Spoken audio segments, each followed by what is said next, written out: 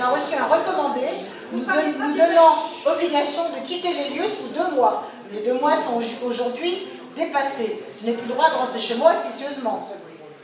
Mais Votre ça, maison était en péril. il faut le contester. La maison était en péril. Alors, bien sûr, est-ce qu'il y a autre chose là? L'écrit de la mairie a été, nous avons fait passer l'APAV, ce qui est faux. Donc l'APAV n'est pas passé. J'ai un client à l'APAV qui m'a dit on n'est jamais passé. Donc, on a reçu cet écrit, ce recommandé de la mairie. Et aujourd'hui, bien sûr qu'on n'a plus l'eau et l'électricité, mais il y a cet arrêté municipal. Votre situation relève d'une autre législation, qui est la législation sur l'état de péril. Lorsqu'une maison menace de s'effondrer, je ne dis pas que c'est le cas, madame, j'explique la loi. Lorsqu'une maison menace de s'effondrer, c'est l'obligation du maire de prendre un arrêté de péril. Il peut même être un arrêté de péril imminent. Je pense que c'est sur ce fondement-là qu'est intervenu le maire pour prendre cet arrêté-là. Je suppose, je n'ai pas vu votre arrêté, je pense que c'est ça. Je vous donnerai votre document à l'association, vous êtes membre de l'association, je vous répondrai. Je suis Marie-Christine Bafoucaïs, de la Pointe de l'Aiguillon-sur-Mer. Nous avons reçu un arrêté de mise en sûreté. Voilà. Si, nous ne l'avons pas reçu d'ailleurs. Mon père est allé chercher le laissez-passer pour aller à la Pointe de l'Aiguillon et on lui a remis en propre l'arrêté de mise en sûreté, arrêté municipal daté du 13 mars. Aujourd'hui, nous n'avons effectivement pas l'eau ni l'électricité. Qui peut lever cet arrêté de mise en sûreté? Celui qui l'a pris, madame. Alors, celui qui l'a pris, c'est un arrêté municipal, donc c'est monsieur le maire. Oui, madame. Eh bien, à la mairie, on me dit que c'est monsieur le préfet qui refuse totalement de lever l'arrêté de mise en sûreté. Non. En droit français, il y a ce qu'on appelle le principe de parallélisme des formes et des compétences. C'est celui qui prend un arrêté qui le retire. Voilà, c'est comme ça que ça marche. Alors, il se cache peut-être derrière le préfet qui a dit qu'il y a une zone noire, etc. Mais c'est pas vrai, c'est lui qui est compétent. Alors, moi j'avoue que je n'y comprends plus grand-chose, mais c'est ça, c'est embêtant si après avoir passé 1h30, ce que je vous ai dit, vous comprenez moins qu'avant. Je comprends je parte. Non, je comprends ce que vous dites. Mais entre le préfet et le maire, j'ai des petits soucis de compréhension, c'est normal. Mercredi, monsieur le maire m'a téléphoné personnellement pour m'annoncer le rétablissement d'électricité sur toute la Pointe de l'Aiguillon. Donc j'étais ravie pour tout le monde. Vendredi après-midi, la mairie m'a annoncé sur un coup de fil de ma part que ce ne serait pas le cas parce que le préfet s'y oppose totalement.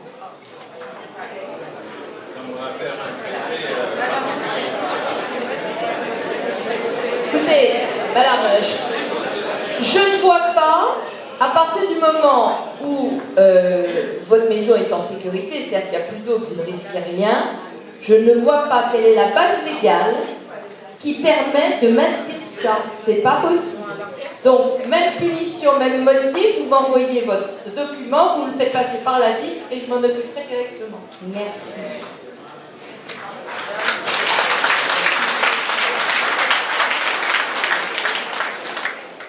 J'ai bien entendu qu'il y avait 2 choix possibles, à savoir soit les gens peuvent partir, soit ils peuvent rester. Donc je pense que dans l'esprit des gens, c'est pas forcément aussi clair que ça. C'est-à-dire que on voit que maintenant il y a les domaines sont en train de faire de l'expertise. Je pense qu'ils sont en train de vouloir que les choses se passent rapidement, que les décisions soient prises rapidement, et que nous, dans notre esprit, on se dise maintenant, si on ne fait pas le choix maintenant, la zone noire reste noire, est-ce que l'indemnisation, si on se laisse un temps de réflexion pour que l'association puisse revoir ces zones-là, si dans 1 an, voire 2 ans, on sera indemnisé à la même hauteur que l'indemnisation d'aujourd'hui. Donc ça veut dire que dans l'esprit des gens, c'est pas je veux rester ou je ne veux pas rester. Alors, je vais essayer de vous expliquer la procédure, madame. L'État, aujourd'hui, et encore une fois, je ne critique pas, ça peut paraître légitime, souhaite privilégier le départ volontaire.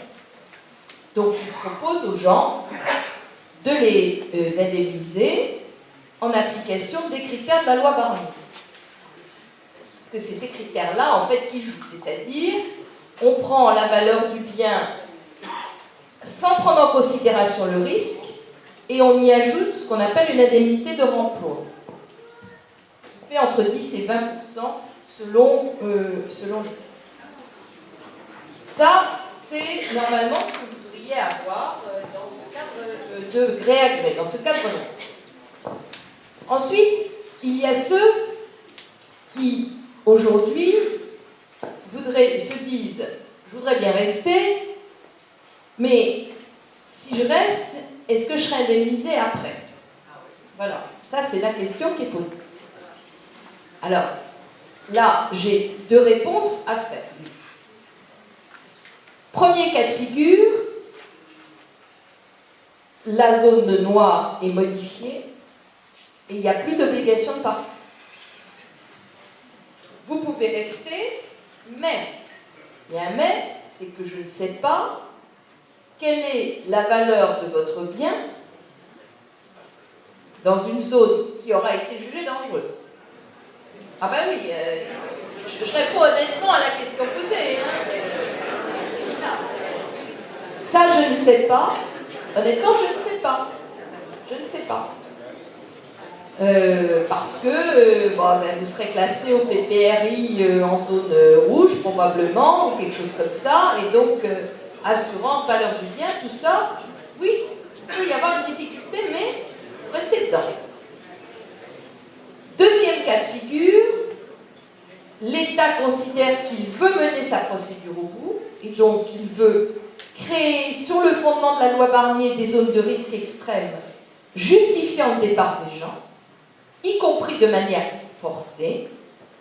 À ce moment-là, vous vous retrouverez dans la situation financière de ceux qui aujourd'hui partent de gré à gré.